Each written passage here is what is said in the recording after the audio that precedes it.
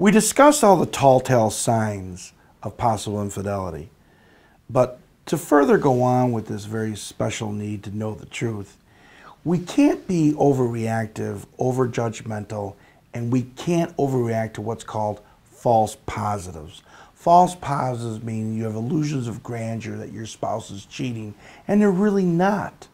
You have to break this down step by step, and don't be over-objectionable. What do I mean by that? If your spouse comes home and smells like men's cologne, perhaps your wife smells like a man's cologne, or a man smells like a woman's cologne, there might be a certain remedy to maybe they hugged an office worker for a happy birthday. You don't know. If indeed there is the quote-unquote old taboo situation of lipstick on the collar, maybe they hugged a grandmother or a mother and they wore too much lipstick and it got on there. There might be some validity there that they are actually telling the truth. So we can't overreact on simplistic little things. They're going to get people in big trouble. Now, if all the preponderance of the evidence does add up with the telltale warning signs, well then of course we're going to move to a conclusion of possible suspected infidelity. But for things like, hey, my tire blew out, that's why I'm late, and you're like, we're not communicating lately, that sounds like a lie, or your husband smells like cologne, like I said, or they're keeping late hours, or perhaps they just want to get in shape and start working out and get new clothes.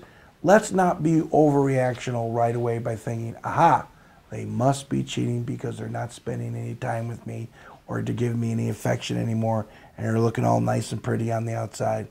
It may just be simple self-preservation that they want change in their life, not necessarily, seeing someone else romantically. Or a lot of times, people with the advent of the internet, with Facebook, social media, a lot of people are committing what they call emotional cheating, meaning they're chatting and they're talking online to old flames, old high school chums, people from the past, and they're venting about how they feel so entrapped and miserable in their marriage. A lot of times, women and men might consider it to be emotional cheating. Not physical cheating, but emotional cheating. A lot of men and women say, hey, that's almost just as bad, because they're venting all their personal private secrets to another person. So we call it severe water cooler talk.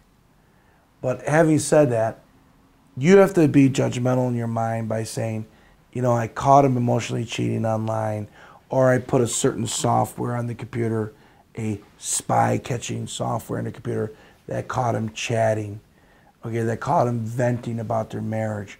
Well, you should take the time maybe to, of course, read it, because it may just be them saying, oh, she doesn't understand me, or he doesn't talk to me anymore, blah, blah, blah. It may not have any sexual content. And if it doesn't, rule that and say, listen, let's have a talk, spouse. I noticed that you're emotionally cheating and you're venting, but what are we doing wrong in our marriage to heal it up? Now, of course, if you put a software on the computer and catch them, or perhaps a cell phone chat software on their cell phone, they can get all their text messages, and they're doing things like sexing, or they're talking deliberately about perverse sexual behavior amongst each other, well, then I would think that that's just a little bit more than emotional cheating. And that's probably going to add up to romantic physical interludes. So you have to do your homework. You have to have a clear frame of mind. Again, don't have false positives, meaning jump the gun and say, aha, you're cheating, you're cheating, you're cheating. Because sometimes a spouse could say to their other spouse, hey, you're cheating, cheating, cheating, and they're really not, but you drive them to actually doing it. And I've seen that many times, where a spouse might say, hey, I'm guilty anyway by association, I might as well do it. That happens because they feel as though they're being emotionally and mentally abused. So be careful of that.